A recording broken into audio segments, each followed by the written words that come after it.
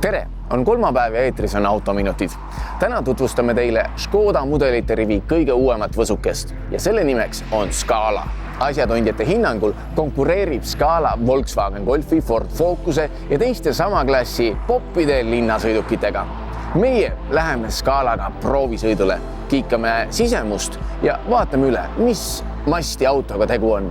Jääge meiega, eetris on Autominutid. Autominutid toob teieni Alexela.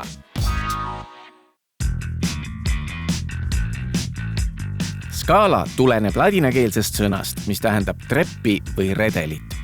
Tšehhi autotootjale märgib see järgmist sammu kompaktautode mudeli rivis. Scala paigutub täpselt Škoda Octavia ja Fabia vahele. Ideed Scalast esitles autotootja juba paar aastat tagasi, kui näitas kontseptautot Vision RS. Kuigi kontseptautod on tihti ulmeliste disainilahendustega, mis tootmisse ei jõuagi, siis Scala ja Vision RS on vägagi sarnased. Eestis ringi liikudes ei möödu vist 10 minutitki, ilma et kohtaks mõnda Škodat liikluses. Iseenesest on see ju täitsa mõistetav, sest tegemist on ühe enim müüdud automargiga. Näe, Škoda. Škoda. Škoda. Škoda. Škoda. Ma olen erinevate Škoda mudelitega sõitnud pea pool aastat ja ma hakkan aru saama eestlaste eelistusest, sest tegemist on kvaliteetselt ehitatud väga praktilise autoga, mis näeb hea välja. Škoda Tallinni suurkliendihaldur Anvar Arm peab Scalat kõikide autoks. Nagu me ise ütleme, et on meie Scala. Oled sa pikk, lühike, noor või vana, pereinimene. Et kuna seal on mahukust, seal on suurust ja kui me autot komplekteerime, siis seda saab väga omanäoliseks komplekteerida. Nii et see on meie Scala. Scala klient ongi noor ja vana, ja pereinimene, vast abiellunud, kellel veel peret ei ole.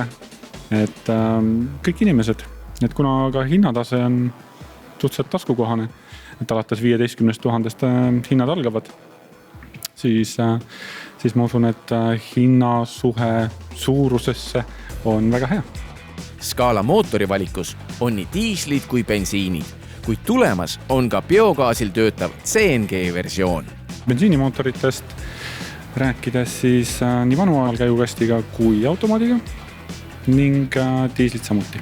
Scala oma suuruselt või siis väiksuselt on suhteliselt ökonoomne auto. Me räägime siin ikkagi keskmisest kütusekulust, mis jääb 5 liitrit pluss miinus, sõltuvalt siis mootori valikust ja käigukasti valikust. Aga kui me räägime juba CNG-st, ehk siis gaasiautost, siis selle kulunumbrid üllatavad meid kõiki. Need saavad olema kindlasti hästi väikesed. Just kui me räägime näiteks ettevõtjast, kelle töötajad sõidavad palju, müügiesindajad, siis kilomeetri hind on ettevõttele hästi oluline, siis neid me kindlasti kutsume CNG-d proovima. Scala puhul hakkavad sisemusest esimese asjana silma praktilised lahendused. Näiteks pagasiruum, mille maht on 467 liitrit. Ja kui tagaistmed alla lasta, siis suureneb kogumaht 1410 liitrini. Olgu öeldud, et ühe suurema Saksa luksusautode tootja kõige kallim maastur mahutab 657 liitrit. Seega ruumi on siin küll piisavalt. Siin on pagasivõrgud, siin on konksud poekottide jaoks ja vahetatav pagasipõhi. Mis tähendab seda, et vastavalt oma soovile ja vajadusele saate selle pöörata kas siis kummi poolega ülespoole või siis pehme poolega ülespoole. Suurt rõõmu tegi mulle ukse seest vihmavarju leidmine. Sellist asja nägin ma viimati Rolls-Royce Phantomi juures. Tõeliselt hea lahendus, kuid neid vihmavarja võiks olla iga ukse sees. Scala interjöör on samuti mõnevõrra muutunud varasemaga võrreldes. Suurimaks uudiseks on keskkonsoolil olev puutetundlik ekraan. Lisavarustuse loetelu on Scalal küllaltki esinduslik. Klaaskatus, 2-tsooniline kliimaseade, virtuaalsed näidikud, valgusdioodidel tuled, tagaluugi elektriline avamine, soojendusega rool ja palju muud. Konkurentidel tasub kindlasti muretseda, sest Scala on kena kompaktauto, mis on praktiline, mõistliku hinnaga ja hea varustusega. Ilmselt on ainult aja küsimus, millal me hakkame liikluses rohkem Scalasid nägema. sellised olid autominutid, kohtume juba järgmisel nädalal. autominutid toob teieni Alexela.